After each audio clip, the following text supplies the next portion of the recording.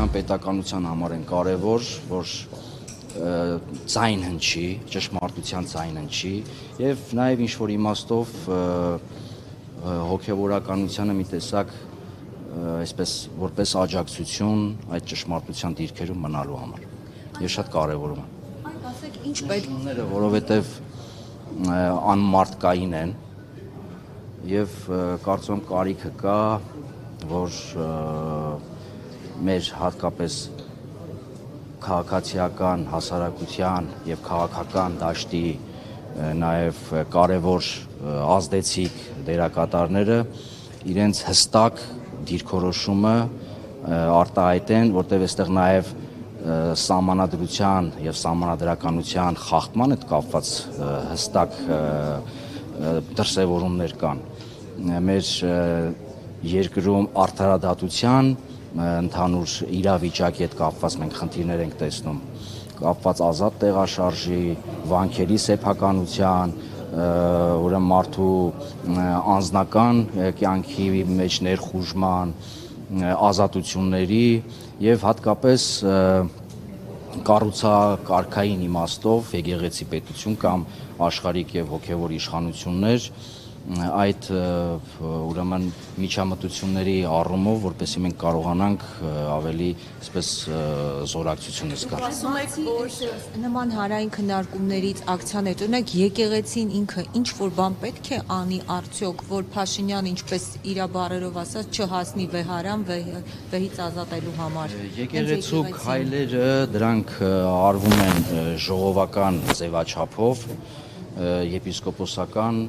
մակարդակով, գերագույն հոգևոր խորհրդի մակարդակով, միաբանական ժողովի մակարդակով,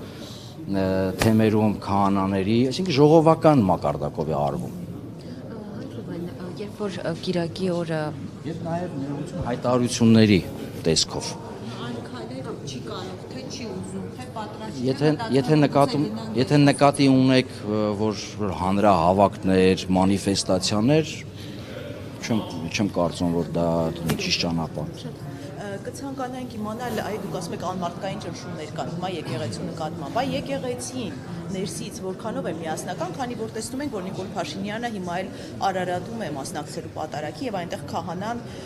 մյուս քահանան այսպես պատարագ է մատուցելու, այսինքն այս հարցում ինչ որ տարակարծություններ կան եկեղեցու ներսում։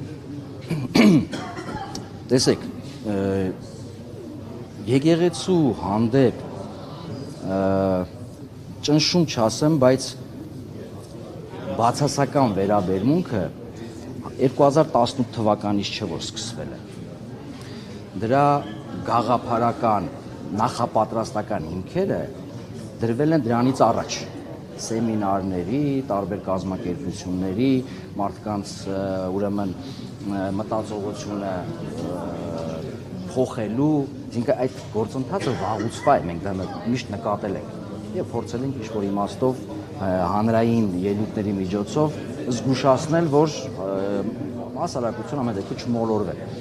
18 թվականից այս կողմ արդեն աստիճանաբար դրանք մտան ինստիտուցիոնալ փուլ, որոշակի օրենքների փոփոխության, որոշակի սահմանափակումների, վերջի տարիներին հատկապես արցախյան ուրեմն պատերազմի պարտությունից հետո, երբ հստակ հնչեց եկեղեցու կողմից վերաբերմունք,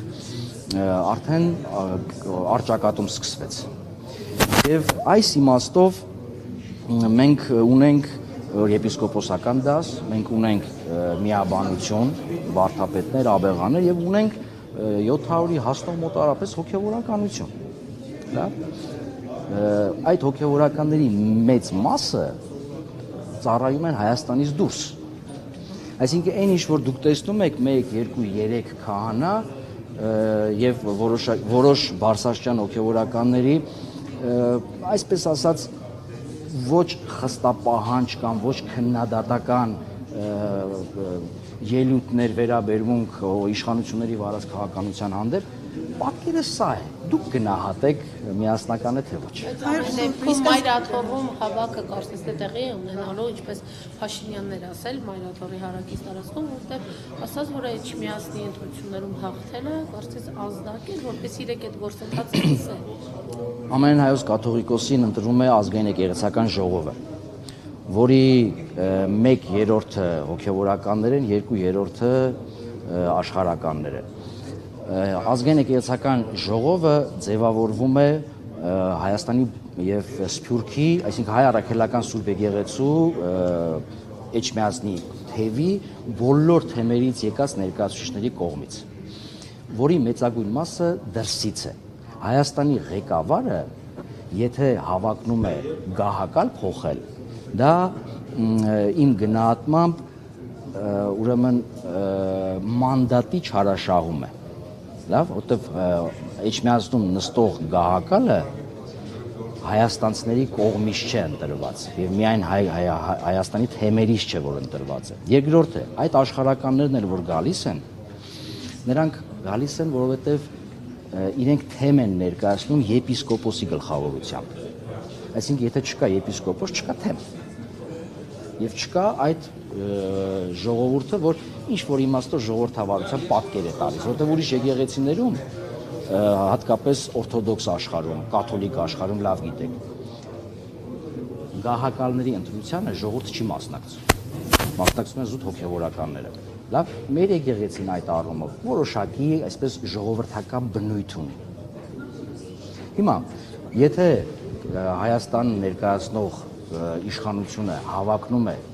հայ առաքելական Սուրբ Եկեղեցին, որը Փառք Աստծո պատմության բերումով գահը Էջմիածնում է, այսինքն այսօրվա անկախ Հայաստանի տարածքում է։ Եթե փորձում է գահակալի փոփոխության մեջ, այսինքն եկեղեցու ներքին գործերի մեջ խառնվել, սա մանդատի չարաշահում է։ Այս արճակատումը ինչով է ավարտվելու, դուք ինչ եք տեսնում։ Տեսեք, կառավարություն, եկեղեցի, հիմա փաստորեն արճակատում են, փոխադարձ մեղադրանքներ են հնչում, ասում են դուք եք մտել քաղաքականություն, իսկ կողմից էլ ասում են դուք իրավունք չունեք խառնվել մեր գործերին։ Ես հույս ունեմ, որ այս արճակատումից չի տուժի մեր պետականությունը եւ չի տուժի մեր Սուրբ Եկեղեցու միասնականությունը։